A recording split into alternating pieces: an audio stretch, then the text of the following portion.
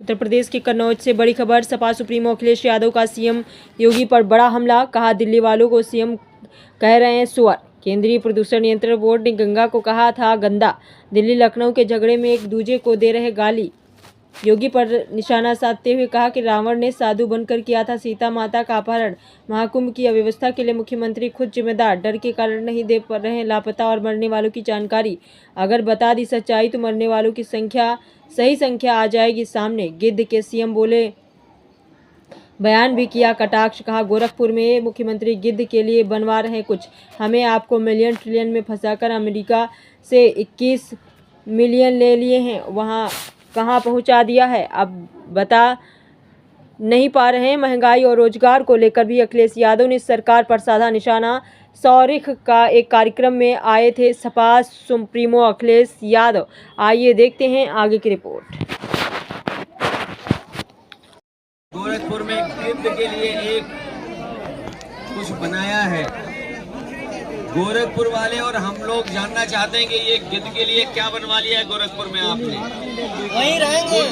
गिद्ध का प्रजनन सेंटर बनाया है और गिद्ध की बात कह करके ये साबित कर दिया है। और आखिरकार गिद्ध को कह करके किसको अपमानित कर रहे थे? क्या उनके परिवार के लोगों को, जो अपने परिवार के सदस्यों को ढूंढ रहे थे? एक बेटी अपनी माँ को ढूंढ रही थी, भाई को ढूंढ रहा था।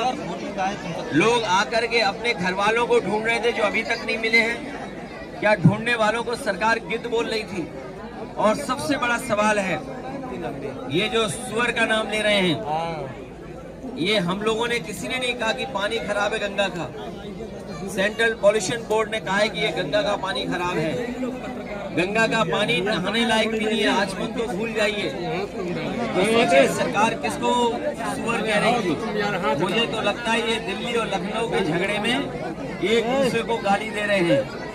अगर उत्तर प्रदेश के बोर्ड कह रहा है, उत्तर प्रदेश का पॉल्यूशन बोर्ड कह रहा है कि पानी साफ है और दिल्ली का पॉल्यूशन बोर्ड कह रहा है कि पानी खराब है, तो इसका मतलब है लखनऊ वाले दिल्ली वालों को सुअर कह रहे थे। ये जिम्मेदारी किसकी है? ये जिम्मेदारी दोनों सरकारों की थी। ये डबल इंजन नहीं, डबल ब्लंडर वाली सरकार है। इंजन टकरा रहे हैं, डब्बे टकरा रहे हैं और जनता भी इंतजार कर रही है कि इस बार इसके बाद जब चुनाव होगा सूखे पत्ते की तरह भारतीय जनता पार्टी का सफाया हो जाएगा।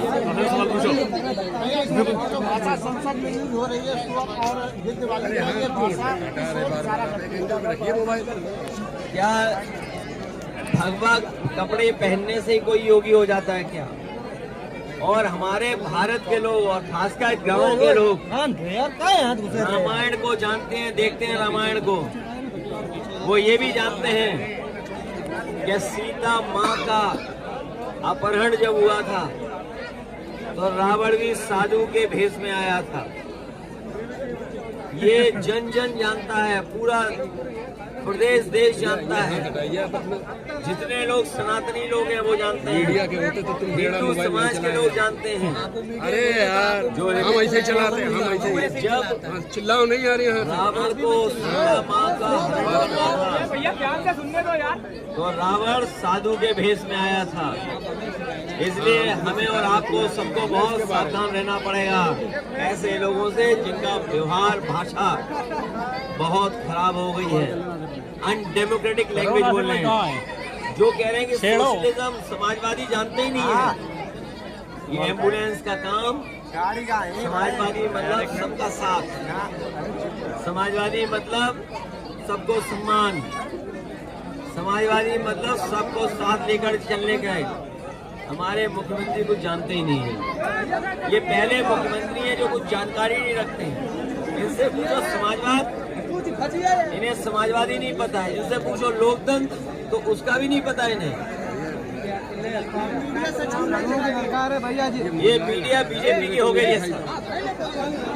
ये मीडिया वाले बीजेपी के हो गए, लेकिन उसके बावजूद भी दिखाते हैं। हम इनका थोड़ा बहुत धन्यवाद देते हैं।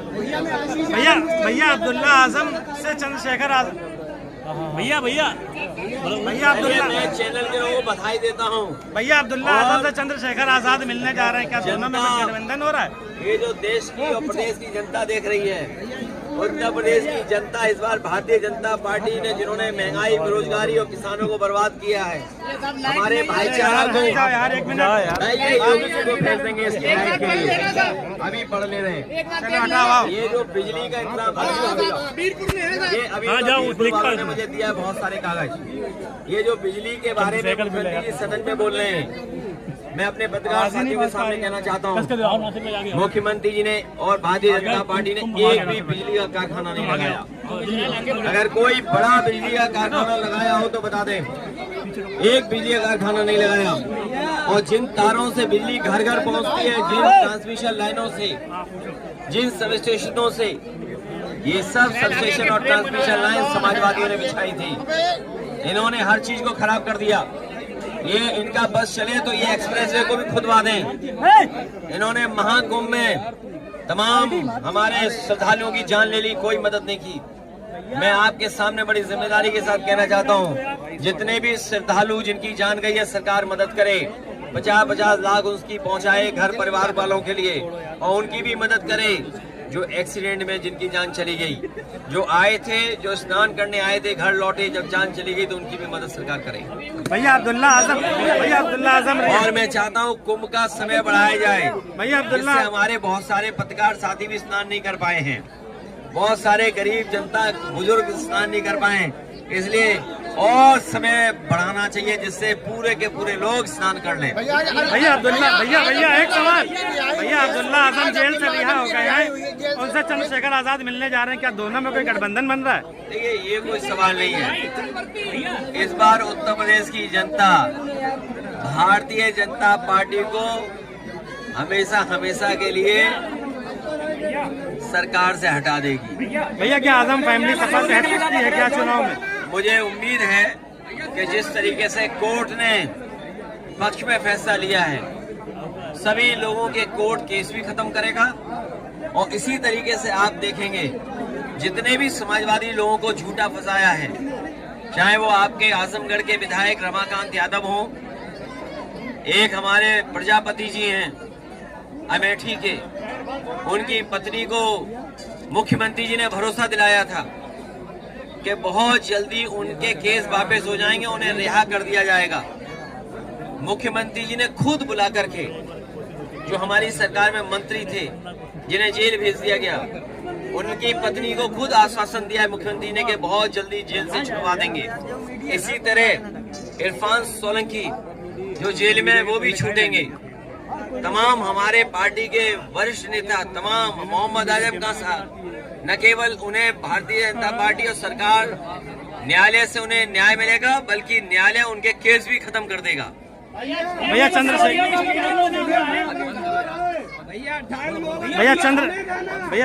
नहीं अपने यहाँ पर उपस्थित साथियों का भी मैं आईडी पर करो भैया, आईडी पर करो भाई, आईडी पर करो। आप लोगों से एक ही बात और निवेदन करना चाहता हूँ भैया, थोड़ी डाउन कर लो आईडी। कि जो सरकार चल रही है, ये सरकार किसानों और गरीबों की सरकार नहीं है। अगर किसानों और गरीबों की सरकार होती तो अभी उनके बीच में खुशहाली के लिए कार्यक्रम बन रहे होते। हमारे गांव में रहने वाले लोग, किसान, गरीब और खासकर नौजवान, इतने बजट आ चुके हैं, इस सरकार के लगभग सभी बजट आ चुके हैं, केवल एक बजट बचा है जो आखिरी बजट आना है।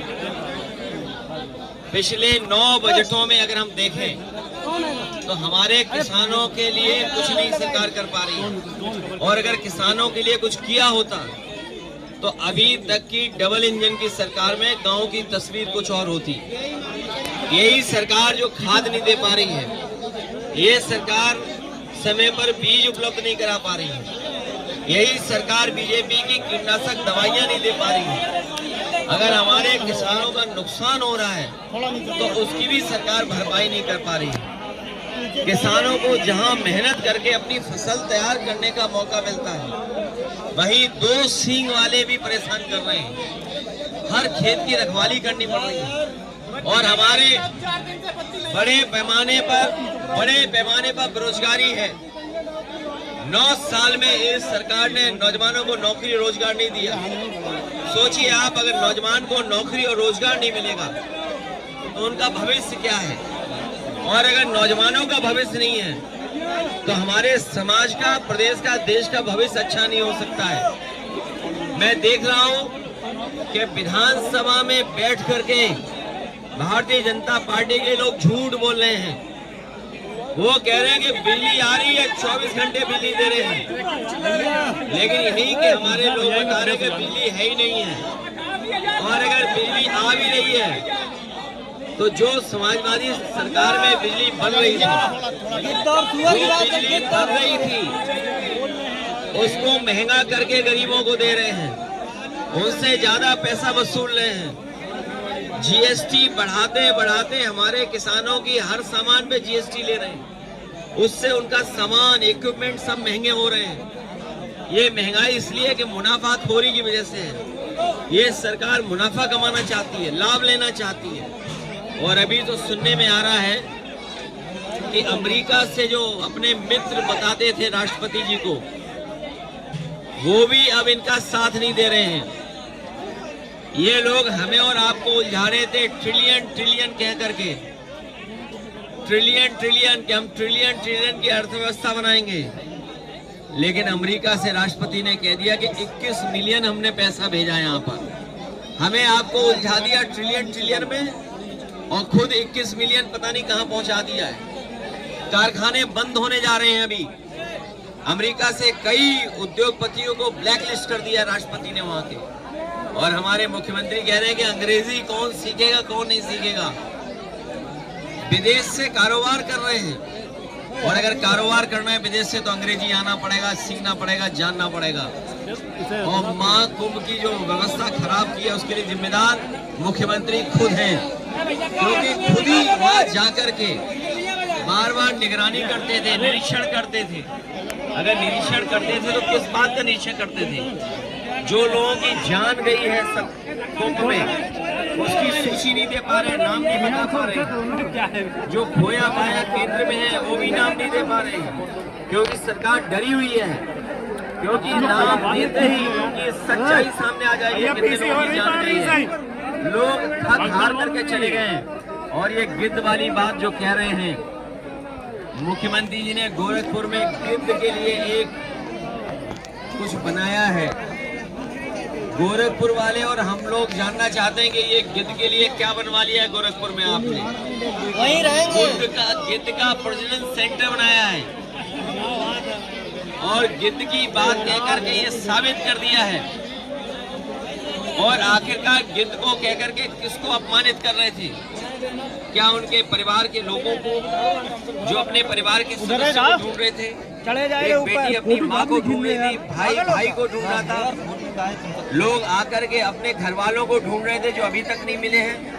क्या ढूंढने वालों को सरकार गिद्ध बोल रही थी? और सबसे बड़ा सवाल है, ये जो सुअर का नाम ले रहे हैं, ये हम लोगों ने किसी ने नहीं कहा कि पानी खराब है गंगा का। सेंट्रल पॉल्यूशन बोर्ड ने कहा है कि ये गंगा का पानी खराब है। गंगा का पानी नहाने लायक भी नहीं है। आचमन तो भूल जाइए। तो सोचिए सरकार किसको सुअर कह रही थी? मुझे तो लगता है ये दिल्ली और लखनऊ के झगड़े में एक दूसरे को गाली दे रहे हैं। अगर उत्तर प्रदेश के बोर्ड कह रहा है, उत्तर प्रदेश का पॉल्यूशन बोर्ड कह रहा है कि पानी साफ है, और दिल्ली का पॉल्यूशन बोर्ड कह रहा है कि पानी खराब है, तो इसका मतलब है लखनऊ वाले दिल्ली वालों को सुअर कह रहे थे। ये जिम्मेदारी किसकी है? ये जिम्मेदारी दोनों सरकारों की थी। ये डबल इंजन नहीं, डबल ब्लंडर वाली सरकार है। इंजन टकरा रहे हैं, डब्बे टकरा रहे हैं, और जनता भी इंतजार कर रही है कि इस बार इसके बाद जब चुनाव होगा, सूखे पत्ते की तरह भारतीय जनता पार्टी का सफाया हो जाएगा। संसद में यूज हो रही है और गिद्ध वाली क्या भगवा कपड़े पहनने से ही कोई योगी हो जाता है क्या? और हमारे भारत के लोग और खासकर गाँव के लोग रामायण को जानते हैं, देखते हैं रामायण को। वो ये भी जानते हैं कि सीता माँ का अपहरण जब हुआ था तो रावण भी साधु के भेष में